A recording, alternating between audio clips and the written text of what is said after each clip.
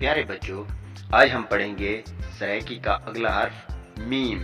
یہ میم کی شکل ہے، اس کی آواز انگلش کے ایم کی طرح ہوتی ہے۔ اور دیکھیں میم سے کون کون سے الفاظ بنتے ہیں۔ میم سے مانجھ یا مہاگ، یہ دونوں سرائکی کے لفظ ہیں۔ مانجھ مین بھینس، مینس بفلو۔ اور میم سے منجھا، یعنی اردو میں چارپائی، انگلش میں سلیپنگ بیڈ۔ اور میم سے ماں، یعنی ماں مینز مدر۔ اور میم سے ماکھی، مطلب کہ شہد، انگلش میں ہنی۔